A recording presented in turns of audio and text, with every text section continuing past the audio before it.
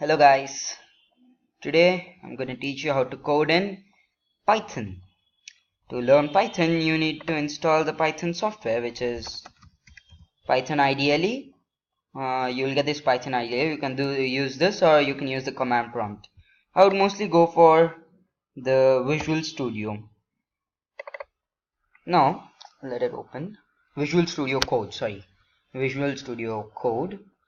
Now you have to add Python. You have to enable Python to this. Then you can go to file, you can create your new folder and click on this new file option. Then type your file name. For example, hello dot, the extension is required because without that you can't. If you type pi, the computer will this thing Visual Studio Code, the program will be running as Python. If you take it as JAV Java, then it will take Java. So that's how it is done. Now we have already I have already done a program. I'm gonna teach you its basics today. In the basics we have print, input and eval. So let's learn it. So the print command, let's learn the print command. Now the syntax goes like print open parenthesis double quotes. The double quotes are required if the statement is permanent. The hello world. So in this, print open parenthesis double quotes if the statement is permanent and type the statement in it. Now just run it.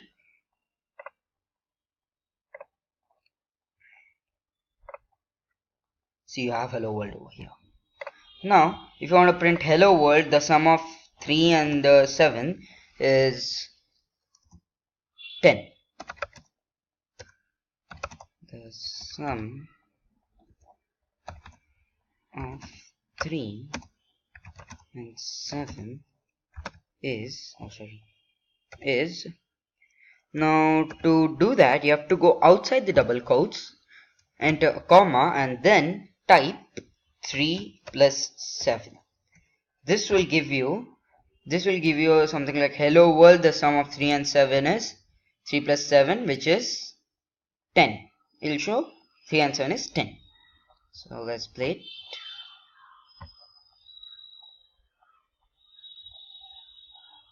Hello world, the sum of 3 and 7 is 10. So you can, now everyone is familiar with print. Now let's learn about the input statement. Now the input statement is like you have the syntax as a variable name is equal to input. You can use the input directly if the the user shouldn't print any number or a value. If the user has to print a value, then we have to enter the eval option also. Now I'll teach you eval afterwards. Let's learn the input.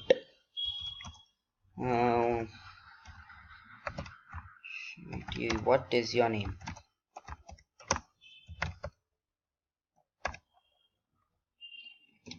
Now I want to print what is your name. The user enters his name. This command allows the user to enter his or her name. Now I want to print a statement like hello the user's name. To do this, you have to type print hello outside the double quotes, type E. If you do this, it will print hello, the name is Toshan, then hello Toshan. If you print this hello and E, then do this and this, then it will type hello E. It won't print hello Toshan or hello the user's name. It will print hello E. So I said it first before also that if you have a variable, or if you want to print a variable in a print command, then it should be outside double quotes. Inside the double quotes there will be only the permanent statements. Now just play it.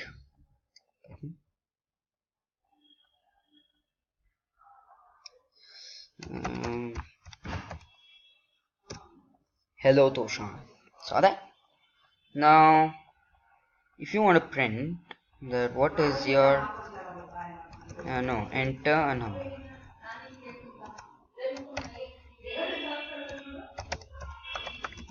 Enter enter a number.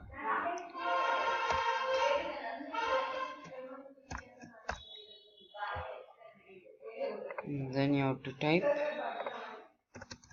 if I want the square of the number, then the SQUARE, the square of E is E into 2. Now what does this into mean? It means that it is that the user's input, which is for example 4, is raised to the power 2. So 4 into 4, it will print 4 into 4. Now you can directly do this by E into E, or if you want the cube, then E into E into E. You can do that also. Now just run this. You will get a syntax error in this. I said you. Why? Because it's not specified that whether this E is a integer or a string. Now to say that this the variable E is an integer, we have to add eval. So what does eval do? Eval helps in evaluating the value. For example, if it is 2, then it will evaluate 2 into integer. It will evaluate 2 into an integer by saying the computer that it is 2, and then it will print the square of 2 is the 2 into 2, which will be 4. Now you try it. Now there will be no syntax errors. 4 you get. See, the square of 4 is 16. This is what happens. Now you can also create something called as a password kind of thing by using the if statement. So the syntax of if statement goes like, if the variable name, so wait a minute, so E is equals to, equals to, enter the WORD password. Now what should we do is, if if E, which is the variable name, is equal to means if you remove one equal to, then you have to enter a bracket. For example, you have to do it like this. If you do twice, then you can directly do it, so it's more convenient. If the password is not Toshan, then we don't type then over there, THEN, we don't do that, so that it doesn't work. So for then is the colon, then print ACCESS, access granted. Now this is done, but if you want to print that if the password is not Toshan, then it should print access denied. So for that you have to enter the command else, PLSE. After the else you have to enter the colon, print ACCESS, access DEGNIED, access denied. Now what does this do is, sorry, I did not have the input command. Input,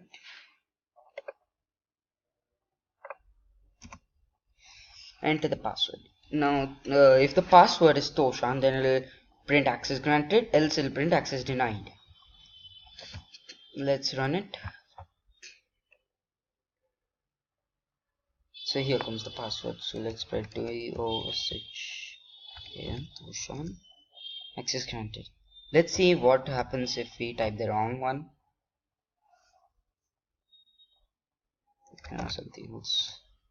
Access denied. So you see that in this input statement, the if the user's entry will be jumped, which means if the password is this, then it will jump to this command.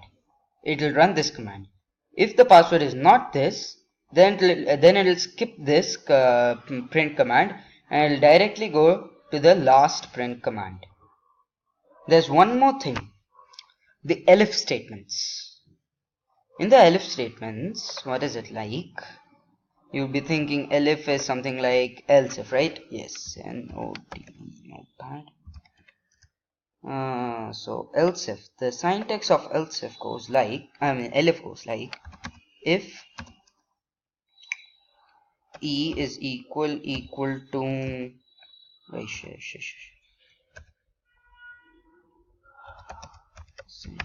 Toshan, then print access access access granted. This is the if thing. Now for the else, elif, E-L-I-F, elif, you have to type one condition. Elif E is equal to kirit, K-I-R-I-T, kirit. Then print access access granted access granted. Now after that you can type the else. This elif command allows you to enter several conditions, like mostly it will allow you how many ever, like 10, 20, how many ever conditions you want, you can insert in a if command using a elif. But note that after you write elif, you need the condition. You need this condition. Without the condition, you cannot do it. You need with elif one condition. In else, if you see, you don't need a condition. Print, please see check your entry. Let's copy paste it. Control X.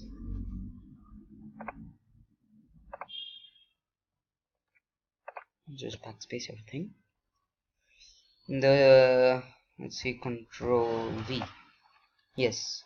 Now let's run this program.